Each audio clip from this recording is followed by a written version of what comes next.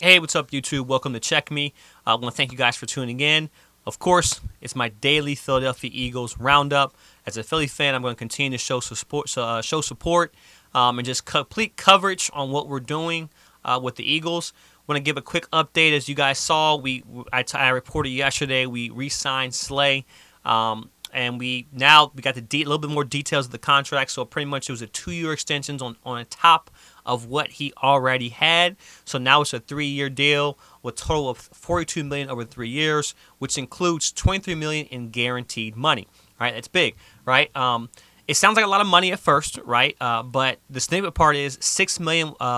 Is a $6 million raise from his original 2023 salary of $17 million. The guaranteed money now is $23 million, right? So you got to think it's $6 million over 3 years versus $17 million that's guaranteed. So I'm sorry, $6 more million. So it'll be $23 million over 3 years versus 1 year of $17 million. So they're pretty much spreading out his guaranteed money, whether he goes somewhere else in that third year or whatnot. Now, the cap details weren't initially released, but pretty much what happened with Slay's contract, the $26.1 million cap hit for this year, it carves out a lot of space for the Eagles to work, right? So Philadelphia Eagles were pretty much, they say, cap strapped, right? They now they can give Slay the guaranteed money he deserves over time, right? But now, but at the same time, save cap space for this year to work some things out. That's big because if you think of it, this year so far, the Eagles have given out 5 contracts to players who are 30 or more. Slay had 3 years, $23 million guaranteed.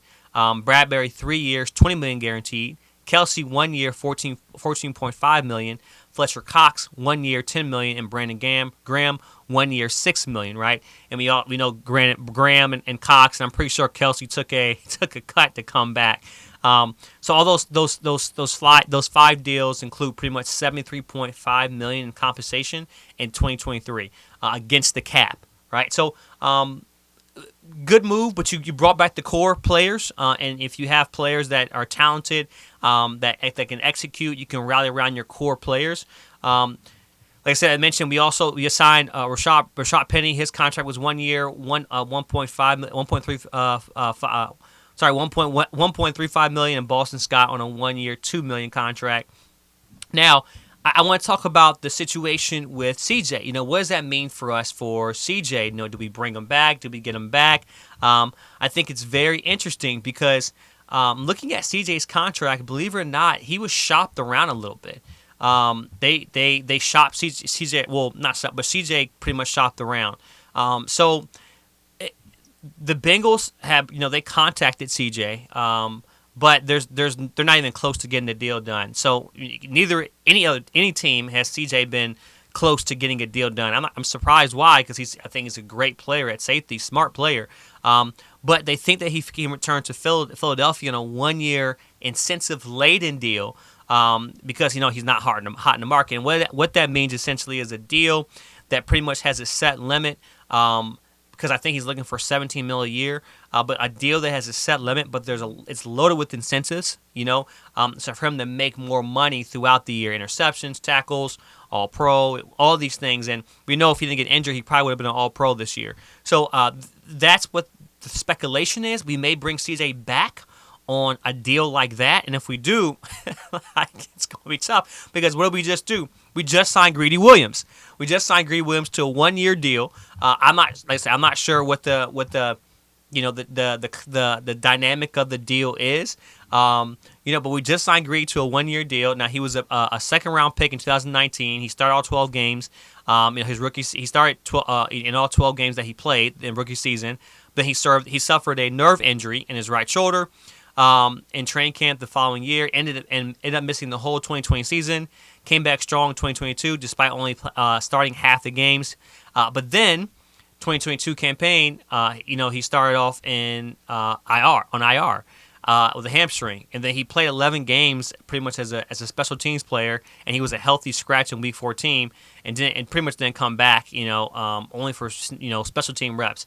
So I think that Greedy Williams can, he's a young player. He's 25. He's 25 years old. There's a lot we can do with him. A lot we can build up. This is why it's important to sign CJ as well too, because if we keep CJ and we get a guy like Greedy, now we're starting to build a nucleus of young guys coming up, right? That have that that can be under the tutelage or under the coverage or just the leadership of this core four that we brought back. So it'll be important to do that. And Slay is the ultimate leader of our secondary. Having CJ and Greedy under him, and they instill the same type of dynamic. They pass it down. Something the Ravens, the Steelers, they do over time. I think it will be great. Now, here's the thing: Philadelphia did lose some people. We did lose some people. So we lost Javon Hargrave to the 49ers. I mentioned Miles Sanders to the Panthers. Miles Sanders to the Panthers. Marcus Epps to the Raiders. Kazir White to the Cards, and Gardner Minshew to the Colts. Giving Gardner Minshew pretty much an opportunity to compete for a spot again, or be a player that maybe that has a perception of being ready. We did our due diligence. We did him justice by doing that. Kazir White, who was kind of muscled around in our we had some there were some ideas that we had with him, but he was kind of muscled around in our rotation. Giving him an opportunity to get paid as well as contribute to another team. So. How we starting to build a nucleus of players we can rally around, and now it's just small pieces. I don't think we're going to go out of our way to draft a running back, especially with Boston Scott and then Rashad Penny. We may. I don't think we go use our 10th pick for the running back. I don't think we do that. I think that we see what happens in free agency, see who we have, and then we figure out, okay, like, do we need an O tackle? Do we need a linebacker? I won't be surprised if we go linebacker. But with the 10th pick, there's a lot of things that we can do, and then also have a 30th pick. Maybe we go, D tackle, O tackle, linebacker, and then we go, running back. So we have 2 picks to play with in the first round. We're gonna know what we need and what we want closer to this draft date. There's a lot of pro days that are gonna happen. There's a lot of things that are gonna change the dynamic of how things operate. But we're gonna know a lot what's gonna happen based off of what free agency looks like. So I'll continue to give you guys updates. I thank you guys for tuning in. Hey, look, we're just getting started this off season. It's the new season. I'm happy it started. There's a lot going on, and I'm gonna try to keep you guys up to date on everything that's happening Philadelphia Eagles.